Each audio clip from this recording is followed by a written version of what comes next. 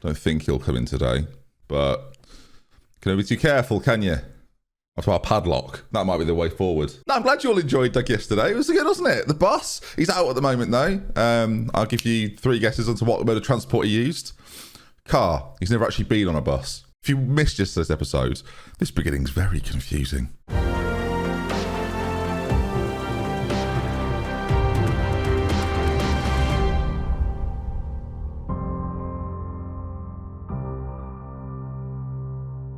Hello then, folks. Welcome back to Saving Derby County with me, DoctorBenjy FM. Good to see you. I hope I find you extraordinarily well. Above and beyond well. Don't be put off entirely by my yellow t-shirt. I know it's bright. I know. Just know if the local swimming baths are short-staffed, I'm on call. So I'd be knackered by the time I got. Imagine running all that way, blow. Oh, bloody hell. Well, welcome back. You can see then, that's the league table. You've seen it before, you'll see it again. The Championship League table and our recent results since last time then. It was the 3-2 defeat to Burnley, where Lee Buchanan disgraced himself. We followed that up then with a 2-2 against Barnsley before beating Bournemouth. I know, that should have been a series in itself, viewers. Then a 2-1 win against Blackburn Rovers. 2-0 defeat to Blackburn Rovers. Got ahead of myself there. 1-0 win over Coventry. Louis Sibley scoring goals. I know, I can't believe it either. And then a 3-2 win over Preston. Jason Knight scores the goal that you're imagining in your brain. He runs through, powers it in. Yeah, you're right. But what I thought we'd do to kick this episode off, because of course we're using this system. If you're not familiar, there it is. Look, this 3 attacking system. It's very confusing. People still aren't really in the comments. Play an attacking midfielder, play a striker. So what I thought I'd do is run you through where it sort of stands up against the other teams in the division and where it might surprise you. Also, Eberselli has been playing recently on the right-hand side. Very fast. Very, very fast. So, if I bring you to the team details screen, welcome. You can see here then, average possession-wise, 8th, but it's deeper than that. We're doing more than that. I didn't notice this before. We don't win any headers. We have the lowest amount of recorded headers. 2,000. Peterborough in 23rd. I know you can't see it because my head's in the way. 2,188, so about 180 more. Because I think it's easy, right, to get bogged down in the idea that, well, you're 20th and kind of forget that we've got this massive points deduction. And the reason I'm talking about this is because it's probably going to affect how we sign players going into next season and how much better we could potentially be with an actual squad, a real strong squad.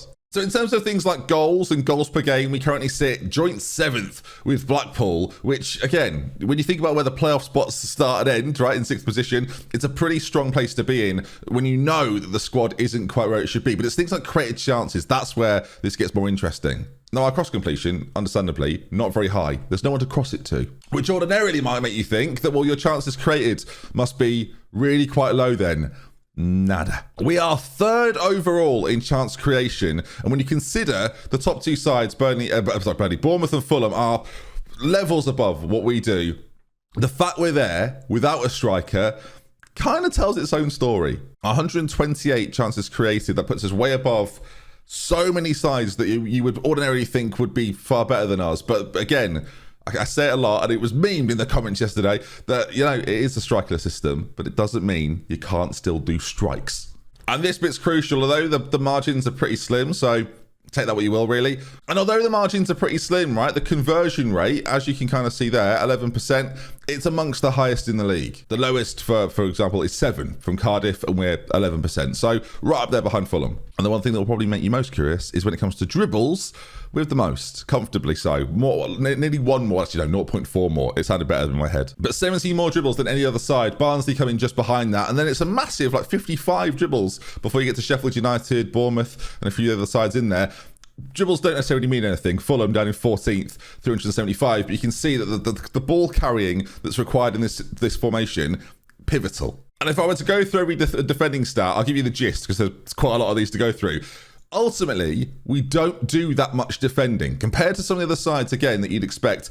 And it probably takes a lot of weight off the defender's shoulders. And actually, it means the quality of those defenders doesn't have to be as high as you would probably think it would have to be. I think there's probably an idea with this system that because there's no striker, it automatically feels more defensive. But when we've got the ball, these 3 players are looking to move into spaces, to move into channels at every opportunity. So as much as it looks, quite set back and quite stern, actually, the way in which it's controlled with these 4 players means that these 4 players don't really do that much. Shout out to Nathan Byrne, who's my top performer this year. He's great. 8 assists from fullback will do that to a player.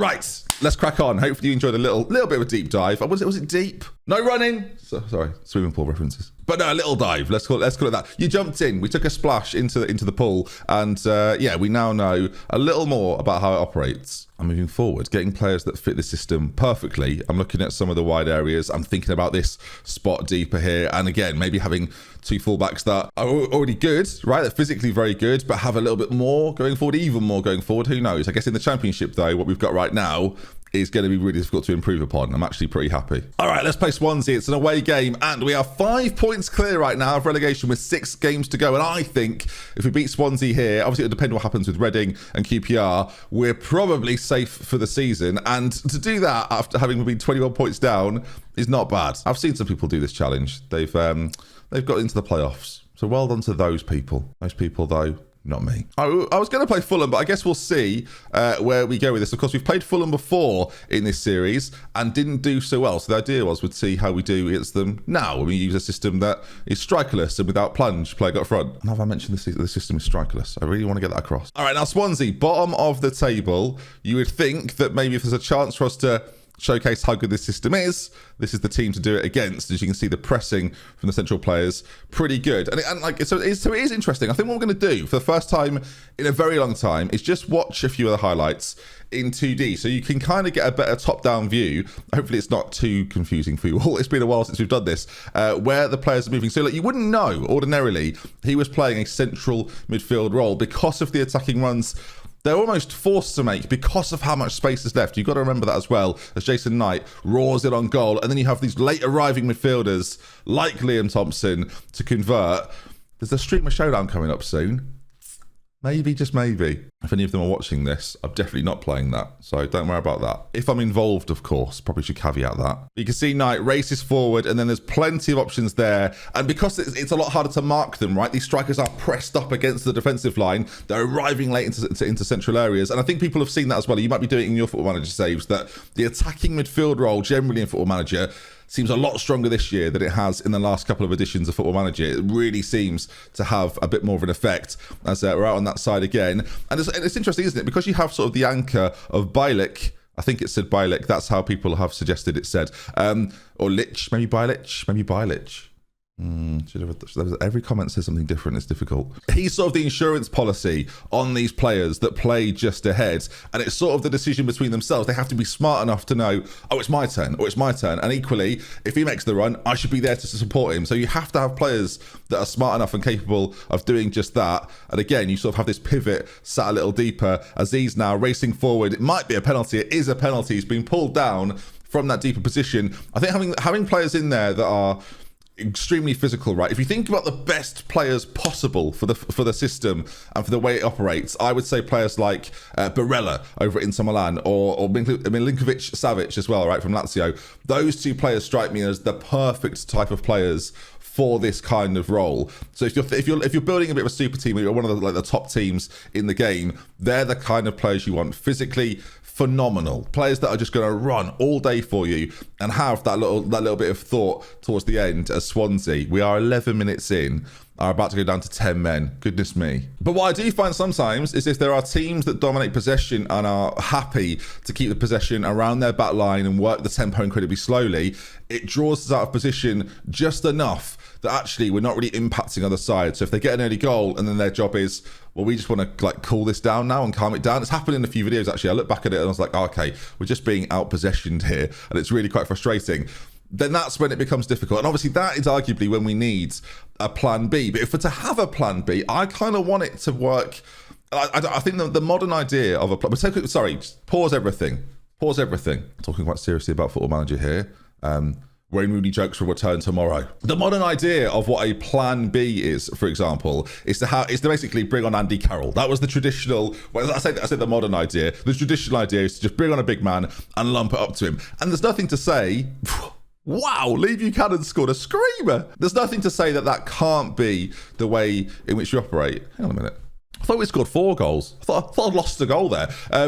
there's something to say that can't still be our plan B, but the modern idea, as we'll get to it eventually, the modern idea of what a plan B is just a slightly tweaked version of what you already play. So maybe it's a role dependent thing, right? Maybe you have players that go from playing quite attacking to actually being more possessive with the ball, so they become playmakers and less likely to just run forward and keep it and frustrate teams. That's one way of doing it. Or you take those two wide wingers and you put them up front, but then you have still those three supportive runs from players out wide. Or maybe just one of them plays further forward. Or maybe you take the deep lying player and you push him further forward and have one of the central players be a little bit more passive. There are so many options. And Football Manager is fantastic for this, frankly. It's not like real football because you are the way in which you're able to define roles so sort of tightly. Like it's almost unrealistic to a point, right? Having a player do almost like the robotic nature of what he's capable of within a role that he's been instructed to play. Surely, yeah, we're going to score 4. Hopefully you're seeing this sort of working. Again, the way we sort of get around each other is so cool.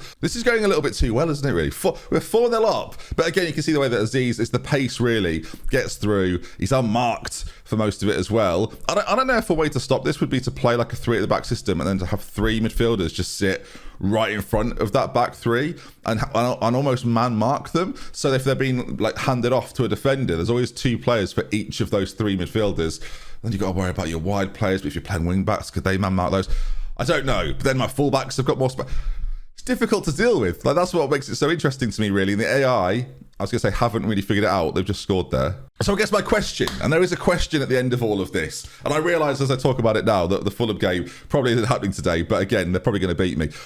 As I talk about this, what would be the plan B? You know, what would be the way that we'd transform out of this into something else? And is it player dependent? Like my big fear for the summer is a striker becomes available that I can't say no to. And if I can't say no to them, do I then obviously have to move away from this? Or will it be the type of striker that I can say, no, come and play the winger attack role, for example, and be the threat from a different position? In the same way that like Mo Salah's not a striker, but he's a goal-scoring winger, right? Could we have one of those types of players join our ranks? Because that actually is the one thing I think we're missing. Ravel Morrison's leaving, of course, and this right side is a combination of quite slow technical players or very fast, not particularly technical players. And I want someone who is the perfect combination of both of those things to be quite complete. Now, because of the money we've got in this division and our ability probably to take fellow championship teams' best players in those areas, it gives me a little bit of hope. And to those that haven't seen 2D on this channel for some time, I hope you enjoyed those 89 or so minutes of it as we go back to 3D, as we might well see another chance for them. Swansea back in the game, 4-2. I don't think they're going to win it. I realise, despite all of this talking, I've not made a single substitution. So we will, although it feels a bit futile. It feels like I'm doing it for the sake of doing it, viewers. We're 4-0 up. We're cruising. And I think, again, we'll check in on the other results. I think this is pretty much going to secure our survival. But I just wanted to talk about, I wanted to have a longer conversation about the tactic. As much as I've had a ball with this series as Aziz, you can see there again, breaking through, I thought it'd be interesting to talk you through it a little bit, because you're only getting these in little bite-sized chunks, right? We're not being able to talk about it in a great deal of depth. And equally, it's a system that, as we've talked about before, I got from my friend, and I wanted to sort of test and tweak and try and see if it worked with Derby. And I myself am finding out new things about it as I play it, and I'm understanding it more. The one issue I think we have massively is that there is a lack of depth in our substitutes bench. So the ability to make changes that I feel like continue to keep us strong is not that great. Even with some of the players we've brought in, like for example, I've got 2 strikers on the bench. I'm not ordinarily going to change to play 2 strikers. I guess if we're desperate in games, then they'll maybe come on, but it then takes us away. Again, it's that plan A, plan B conversation again of, do I want to lose what is making us quite competitive for the sake of trying to score a goal over a 30 or 20 minute period late in a game?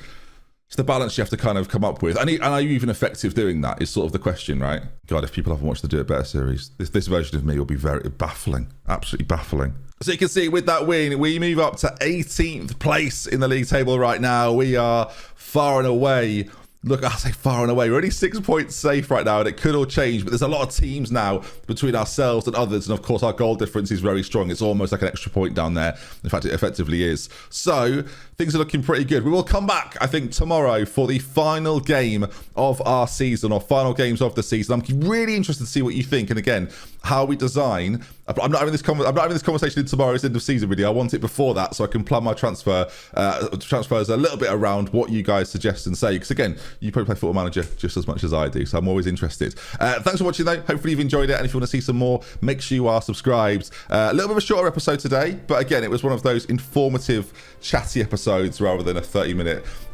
biography almost of Derby County. But again, I genuinely am really interested to see what you think. And isn't that interesting? The XG table, without the deductions, has me 5th. Also, if you're using this system, let me know. If you're using versions of this, similar to this, or you're trying it with teams that you're managing, again, comment section, get involved. What I'm saying is, I might be the greatest manager ever. So, that's not bad.